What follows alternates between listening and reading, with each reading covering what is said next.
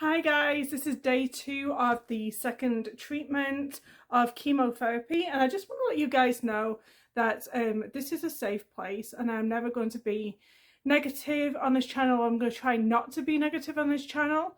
I just want to inform you, like, my channel was basically a sewing and quilting channel, and I used to create a load of how-to tutorials. So basically I want to do how-to tutorials on like chemotherapy of my experience and how I am going about it. I'm obviously not a professional, I'm just giving you my honest opinions. Yesterday I went for my second chemotherapy treatment and they struggled to find a vein, and they had to do 5 attempts before they actually found a vein. Like yesterday I thought it was 4, but it was actually 5. So basically over time you have your chemotherapy treatments, your veins can become harder and they try to hide, so to speak, and it becomes harder and harder for them to be able to find a vein. I mean, if you saw my video yesterday on how I prep for my chemotherapy, you would have seen that I drank a lot of water. So day before I had like 8 big cups of water, and then day of I had like 4 cups of water. My urine was clear. I was really hydrated. They tell you to drink water in order to expand your veins and make it easier for them, but obviously it doesn't always work. So they were recommending that I have a port. So I want to talk to you today about chemotherapy ports. They gave me a pamphlet right here. So I am going to go through this pamphlet and I'm going to read it because I think it would be really useful. Like, I live in Canada, even though I'm confusing people because of my English accent, but I live in Canada, and so I don't know whether this is different to different countries or whatever, but just an FYI. And over here they call it an implanted Venous, Venous, V-E-N-O-U-S. I'm not very good at pronunciation, you guys, just let you know. Access device, and it's brackets IVAD. So I'm going to go through this pamphlet. I'm going to read it on just because I need the information and I find it easier sharing with you guys as well. And then I'm going to say like what my worries are and stuff, but hopefully it all gets answered in this pamphlet. So this is what my arm is actually looking like, and I'm not blaming the nurses or anything. This is literally because they couldn't find an acceptable vein. So when they put the needle inside of you, they check that the blood is coming through the needle. I can't remember the terminology that they said about it. And if it isn't, it's very dangerous because obviously the chemo will not be going through my vein. It would actually be going through like my body. So this is why they have to do the due diligence of getting a good vein. By the way, I am wearing a wig. By the way, this is not my real hair. So if you're new to this channel, my hair has started to fall out, and now I'm starting to come to terms with it. And I was in the shower this morning and I was just wiping my head over with a flannel and it's coming out more and more. I made a decision to shave it off. So you can go and have a look at me shaving my head off if you would like, and how I went through all of that experience as well. I'm documenting all of my chemotherapy journey very, very heavily. I feel as though there's not a lot of information out there, and I just want to put some more information out there for anybody going through chemotherapy right now. So yeah, so bear with me. I just had my chemotherapy, the second round, yesterday. I'm not that fatigued just yet, and I know that my fatigue will come tomorrow and Monday because this is now Saturday. I had the symptoms last time for like 5 days, so I'm hoping to cut that down a little bit, and I eat certain foods and that is helping with iron and B12s and stuff, because they tell you like not to take vitamins while you're on chemotherapy because the doses can be too high. So they want you to get all of your vitamins via food sources. So that's what I've been doing. So if you're interested in that, just go and check back in some of my other videos. I have a lot of information on there that is very, very helpful. So let's go through this pamphlet about the port. Okay, let's go. So I'm going to call it an IVAD because you know my pronunciation is not very good. So it's a device that's used to carry medication into your bloodstream. You may also hear it called a port. A port a catheter, or a central line. The word implanted means that the device is placed underneath your skin. The IVAD is a small disc that has a raised centre or septum. The septum is where the needle is inserted to give medication or take blood. A catheter is a small tube that carries the medication from the IVAD to the vein. Will I be able to see my IVAD? So when I was concerned yesterday in the hospital, this lady walked past and she kind of like pulled her top away and showed me what it looked like. It just looks like a little implant. It really isn't that scary. And it's just you can see it a little bit. So if you're worried about that, you can cover it up, or you can just leave it. Like, who cares? Nobody's looking at you. That's one thing that I've noticed. Nobody is looking at you. Anyway, so since the IVAD is placed under the skin, you will not see it, but you may see a small bump on your skin. Daily care is generally not needed, and it does not affect your normal activities. Where will my IVAD be placed? The doctor will put your IVAD in the best position for your treatment. It may be placed in your chest, stomach, or on your arm. The end of the catheter is inserted into a large vein in your chest and threaded to just above the heart. The IVAD can be left in place for many months to years. You may wish to wear a medical alert bracelet saying that you have an IVAD. So another thing that they informed me yesterday, which I didn't actually realise, is that they actually can't go for one of your bigger veins when they're actually inserting that particular needle into you. So I'm guessing that the IVAD is a little bit of a barrier where they can actually go for a bigger vein, and then they can actually insert that IVAD into you, and it makes it easier. Like, that was kind of traumatic yesterday because I actually don't like needles. But let's keep it positive and let's keep reading. How does the IVAD work? The IVAD makes it possible for you to have many treatments without having to put a needle into your vein each time. A special needle is placed through the septum of the IVAD, which connects to the catheter. You should feel only a mild prick when the needle is inserted. This pricking feeling may decrease over time. An IVAD can be used to give you chemotherapy, medications, blood products, and other fluids. Now, that's another good thing to have a port. So whenever you, well, it says any blood products. So I think any kind of needle can go through this port. So you don't actually have to keep having needles in your arm all the time. Everything that you need goes through the port. So it's kind of like making more sense to me, like why I should have it. I think it sounds like a good decision. Let's read on.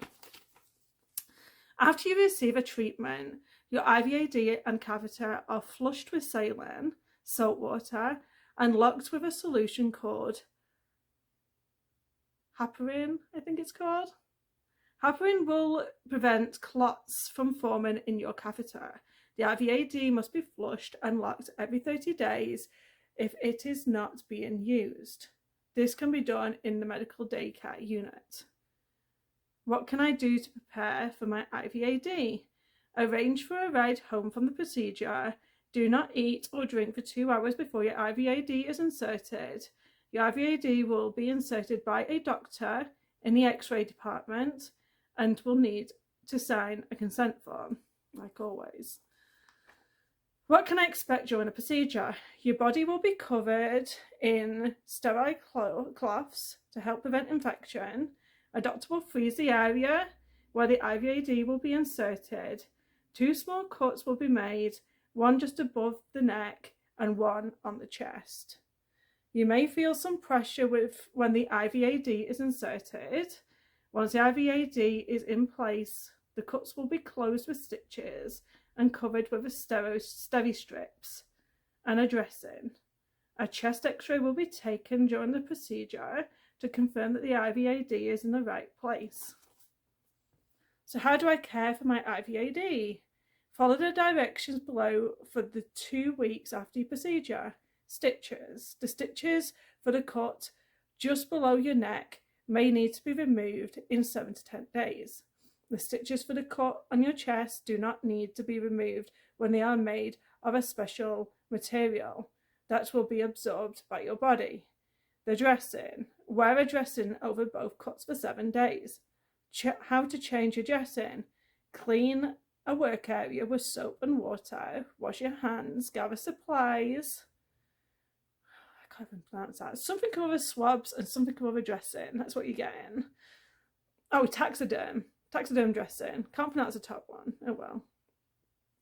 Open the swabs. Open the dressing package.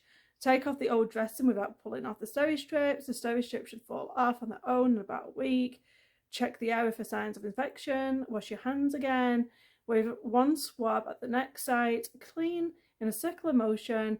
Use the second swab for the chest site and clean in a circular motion. Let the skin air dry. Do not fan the air to speed drying time.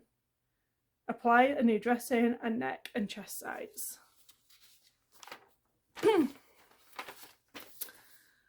What types of problems should I watch for? Pain. You may feel a bit sore and bruised for a few days to a week.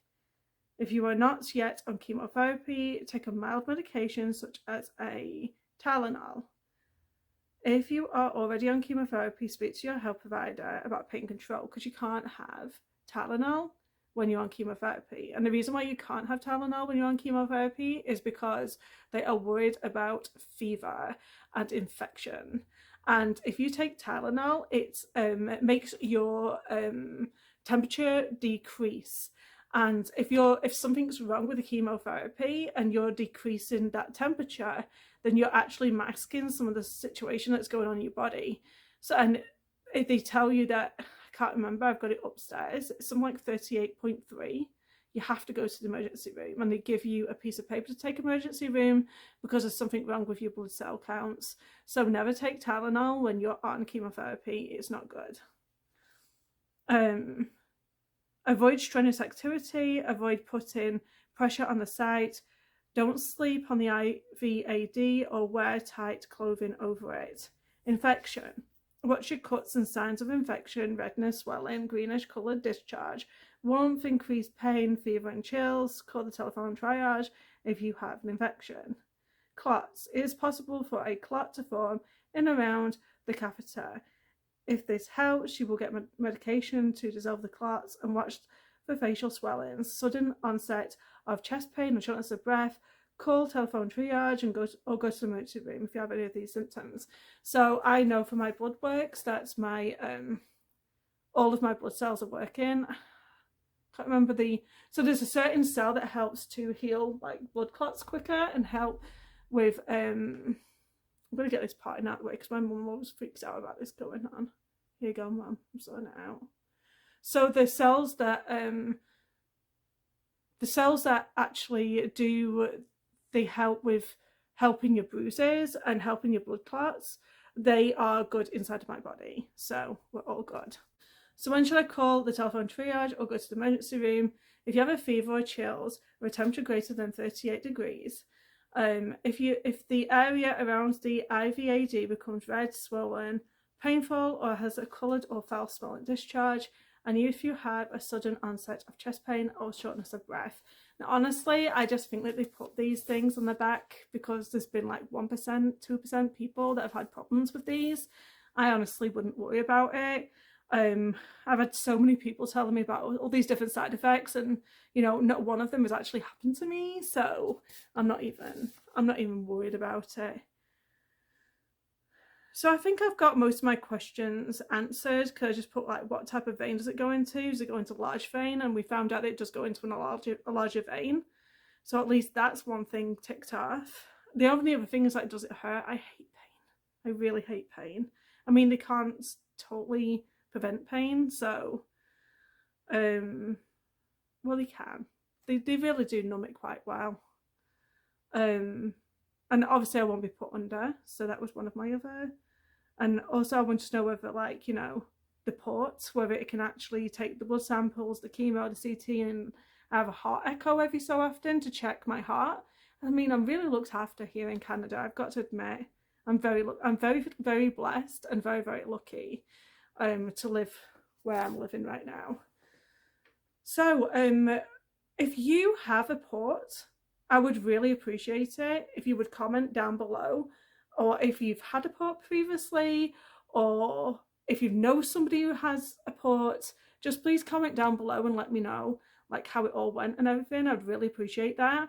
And I also appreciate you guys and all the comments that you are leaving, because everything has been very, very positive, and I was extremely anxious about posting any of these videos, but I actually didn't want to come right at the end of this and go, I had cancer, now I'm better, and I literally just want to go through the whole process with you guys, because I really think it's going to be very, very helpful.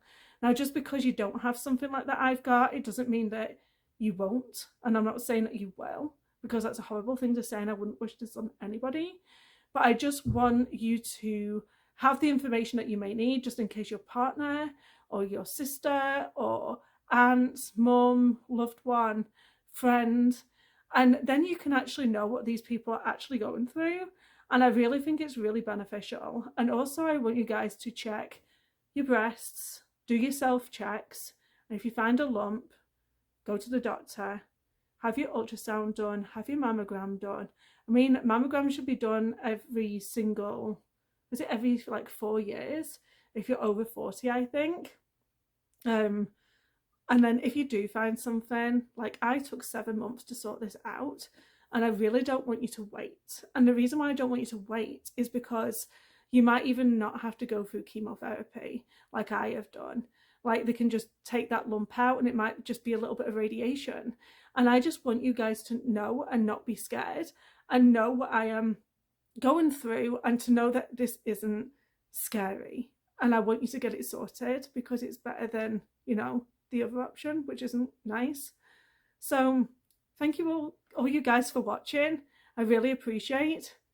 And follow me on some more chemotherapy blogs. Thank you guys.